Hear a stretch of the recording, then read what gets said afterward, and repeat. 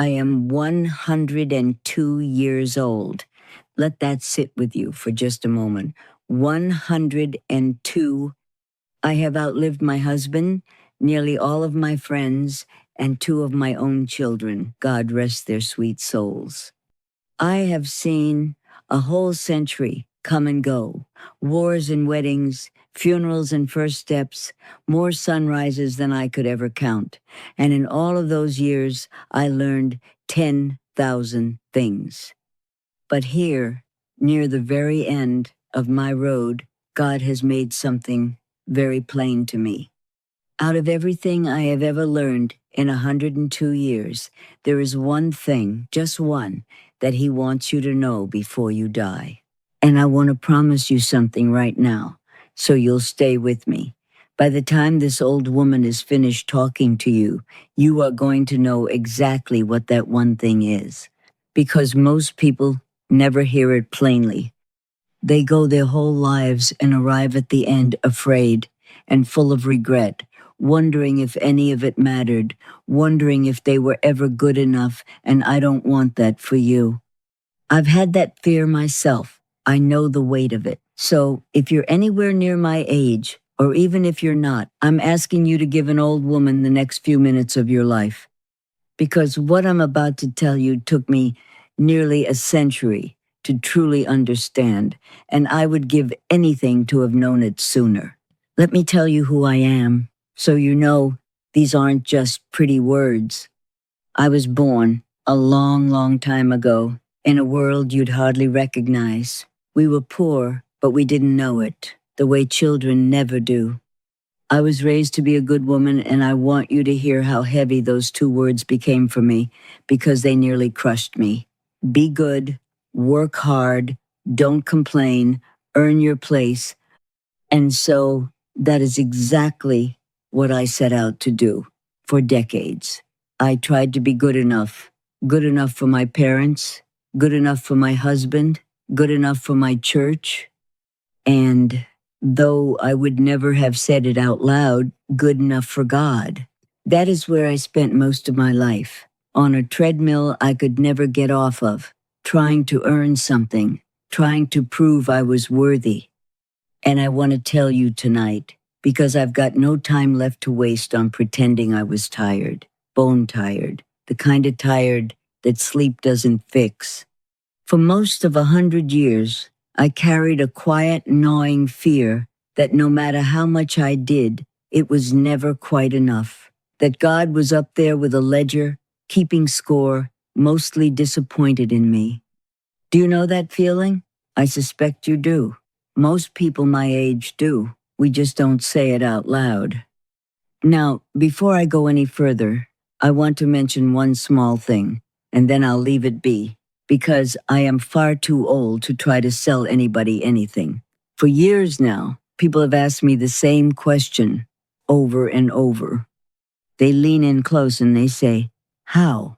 How have you made it to 102 and still got your wits about you, still able to sit here and talk?" And they don't only mean my faith.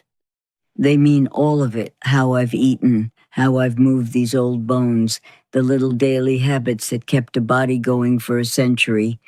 So many people ask that. I finally let someone help me, gather it all into one simple guide, the routines, the gentle exercises, the plain and honest recipes, the small daily methods that have carried my quality of life through all these years.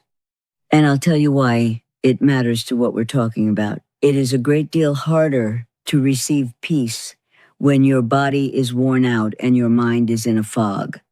Caring for the vessel gives you the time and the clarity to hear the very thing God is trying to tell you. If you'd like it, it's in the link down in the description or in the pinned comment. That's all I'll say. Now let me get back to what truly matters, because the clock is ticking for all of us. So, what is the one thing God wants you to know before you die? Let me first tell you what it is not, because this is where nearly everyone goes wrong, and I went wrong here for the better part of a century. The one thing is not a rule. It is not a list of things you should have done better. When I was young, I was certain that what God most wanted was my performance, my good behavior, my spotless record.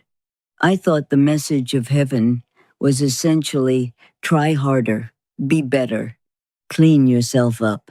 And so I spent decades exhausted, always falling short of a standard I could never quite reach, always afraid the ledger was running against me. If that is the God you've been carrying around in your heart, a stern old accountant, arms folded, waiting for you to slip, then I understand exactly why you're afraid to die. Who wouldn't be? Nobody wants to stand before an accountant at the end of their life. But that is not who he is. And that is not the one thing. Let me tell you the lies first, the lies that kept me from the truth for so long, because I suspect you're carrying some of the very same ones, and we have to clear them away before you can hear it. The first lie is, I'm too far gone. I've done too much or too little. My sins are too many, my life too messy, my heart too cold. I believed that one for years. I had done things I was ashamed of, we all have, if we've lived long enough, and I was sure that somewhere along the way I had used up my chances, that God had finally gotten a good look at the real me and quietly closed the door. If you believe that lie tonight, I need you to hear me, from one old sinner to another. It is not true, not for me, not for you. There is no one too far gone. I have watched God reach people that everyone else had given up on, the drunk, the cruel, the coward, the one who wasted everything. I have seen it with my own eyes. The door you think is closed was never even locked. The second lie is, it's too late for me. I'm too old. My chance came and went. Oh, how I understand that. One at 102. But let me tell you something I know now that I would stake my life on. It is never too late. It is never, ever too late while there is still breath in your body. I have sat beside people who found what I'm about to tell you with only hours left to live, and they died with a light in their eyes that I cannot describe to you. If they weren't too late, with hours to spare, then you, right now, with who knows how many years still ahead of you, you are certainly not too late. The lie of too late has robbed more people of peace than almost anything I know. The third lie is I have to earn it. This is the big one. This is the one that had me by the throat for most of a century.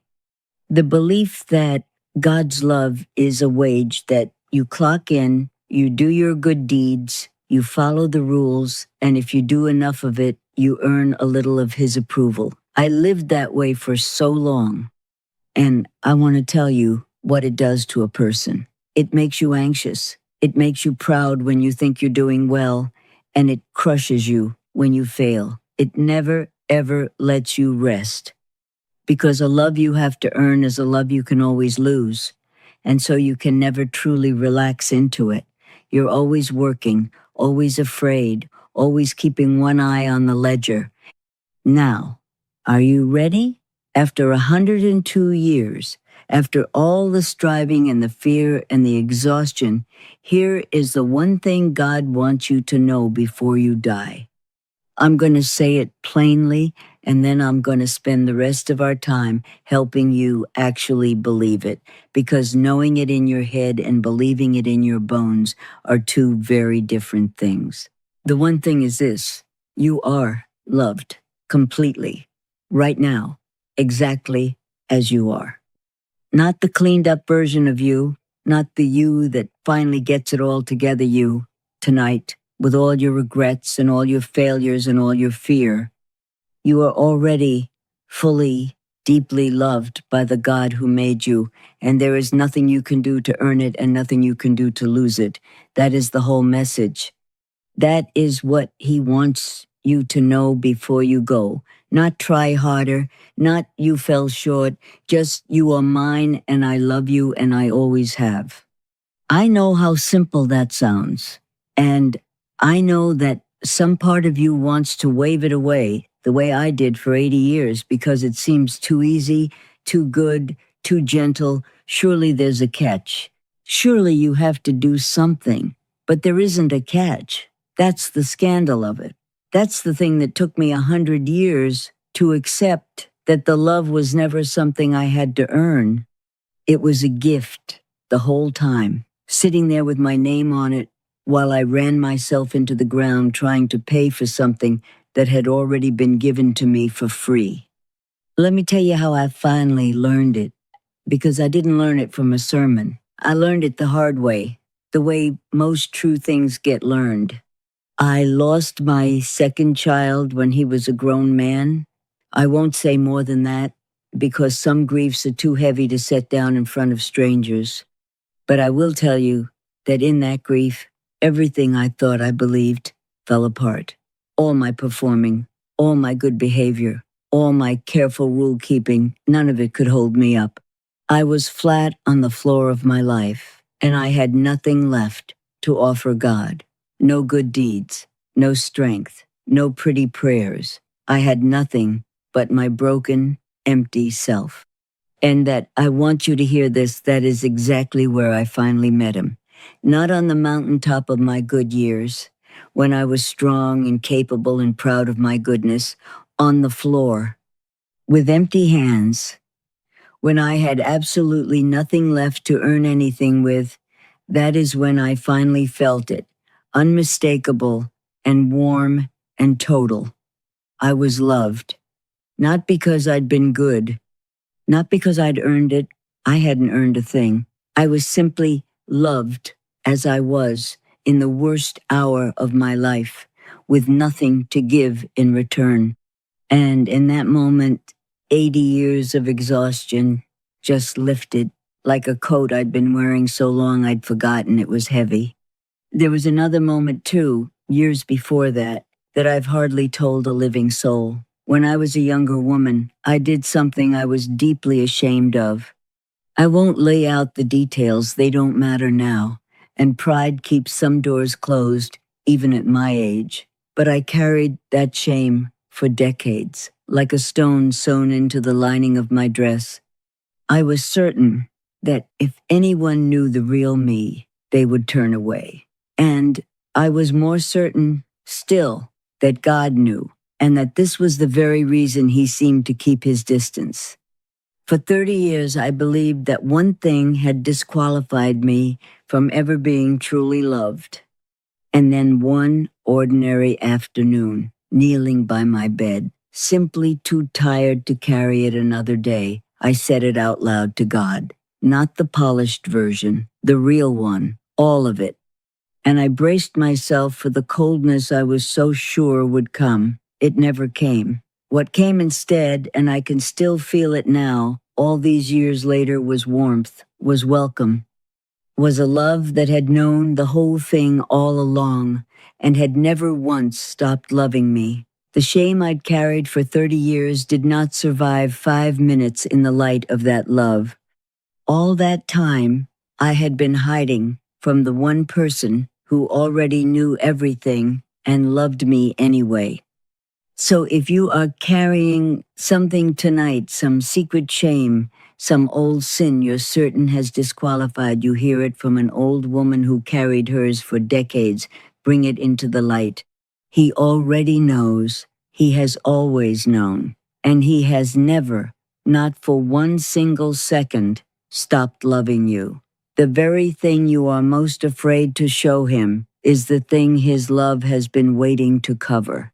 That is the one thing. And now let me tell you what happens to a person when they finally believe it, because it changes everything about how you live and how you die. The first thing that happens is that the fear of death loosens its grip. Of course it does. If God is a stern accountant, then death is judgment day, and no wonder we're afraid. But if the one thing is true, if you are already loved, already his, already forgiven, then death is not a trial, it is a homecoming. It is going to the one who has loved you your whole life long, arms already open.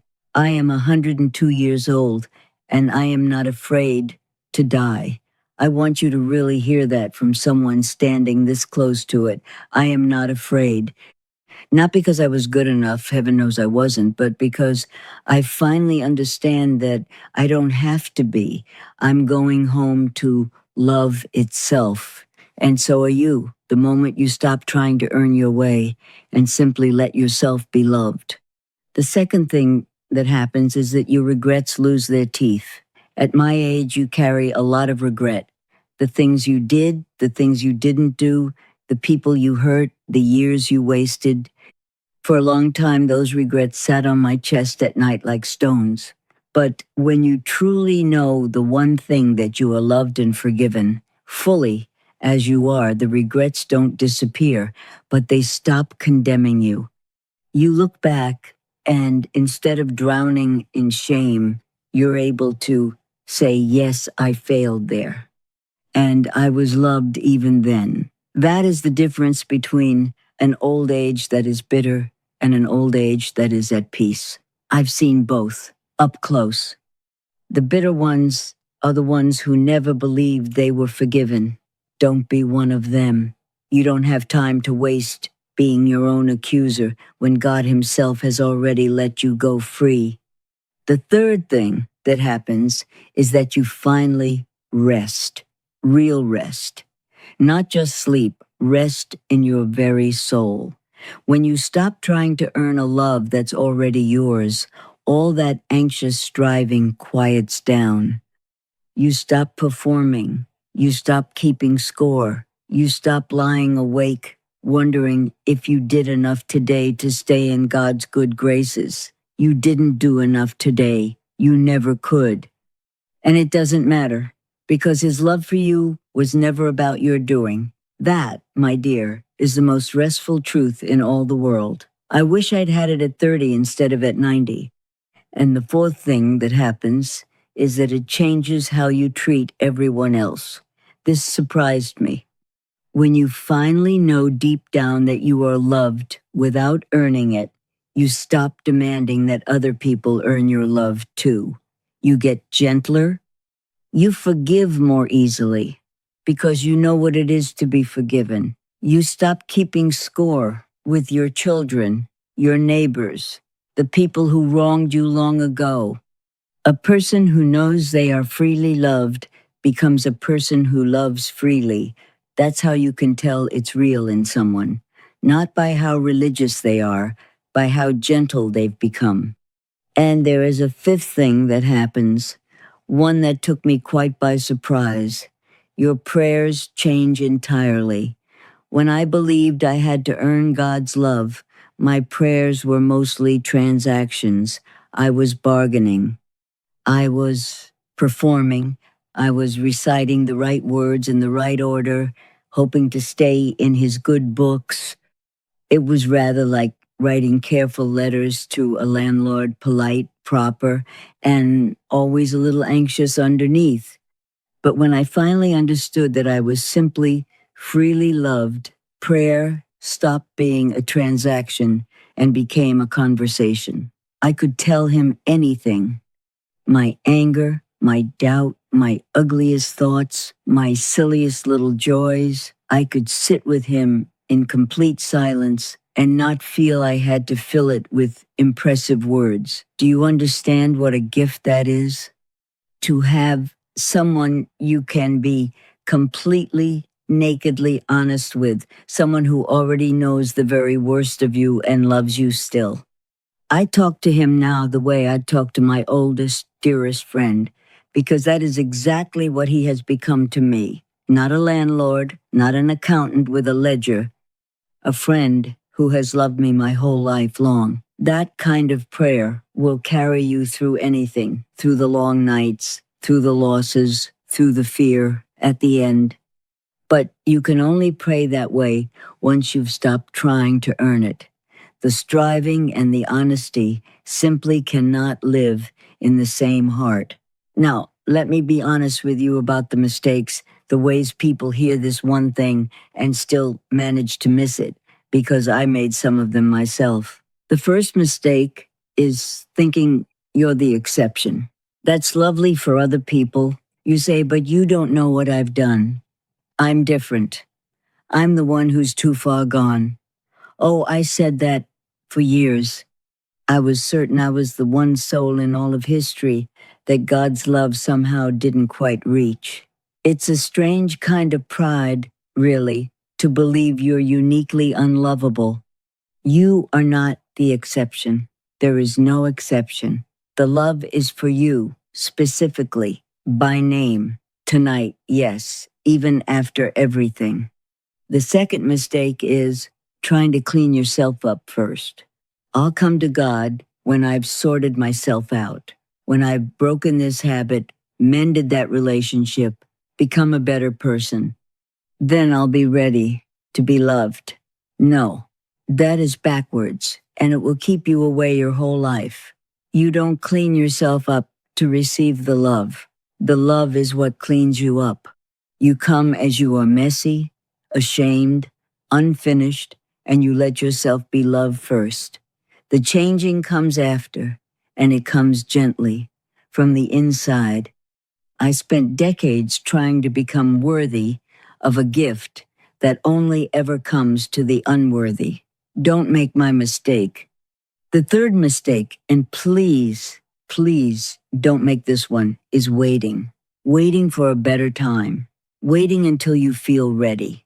Waiting until you're old and out of options. I waited most of my life, and my one great regret at 102 is not the things I did wrong. It's all the years I lived exhausted and afraid when this peace was available to me the whole time, sitting there with my name on it. Every year you spend trying to earn what's already yours is a year of joy stolen from you. Don't hand another one over. Not even one more. Let me tell you what I've seen at the very end, because I've been near it more times than most, and it will tell you what actually matters. I have sat with the dying more than I can count now, and I want to tell you what I have never once heard a dying person say. In all my years, at all those bedsides, I have never heard someone at the end wish they had earned more, achieved more, proven more, not once. The ones at peace were never the ones with the fullest resumes. They were the ones who knew deep in their bones that they were loved and going home. And the ones who suffered most at the end were not the great sinners. They were the ones who never let themselves believe they were forgiven, who died still trying to earn it, who arrived at the door still afraid the ledger was against them. That is the saddest thing I have ever witnessed, and I've witnessed a great deal. To be loved your whole life long and to die never having believed it. Let me tell you about one man in particular.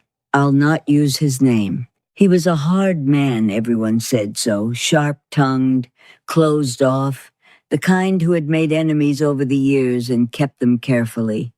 When he was dying, his own family could barely bring themselves to sit in the room with him.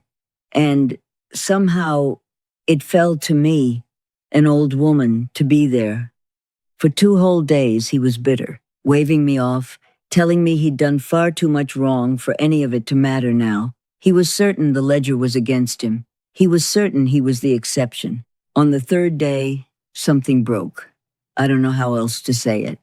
I simply told him, again and again, gently, the one thing that he was loved, right now, exactly as he was, that it was not too late, that he did not have to earn a thing.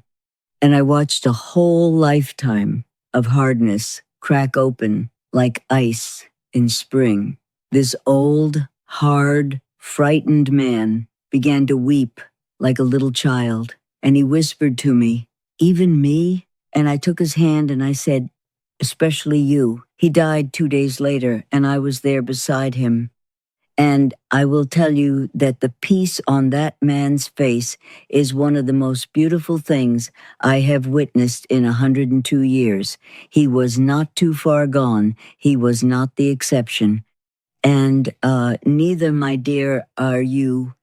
That is what one single truth, believed even at the very last hour, can do to a human soul. Now imagine what it could do to yours tonight, with time still on your side, with years perhaps still ahead of you. I don't want that for you. God doesn't want that for you. That is the whole reason I'm talking to you tonight. An old woman spending some of her last breath on a stranger, because you are loved and he wants you to know it before you go. And most people never do. So let me tell you how to receive it, because it is simpler than you would ever believe. You don't earn it, we've settled that. You don't clean yourself up first.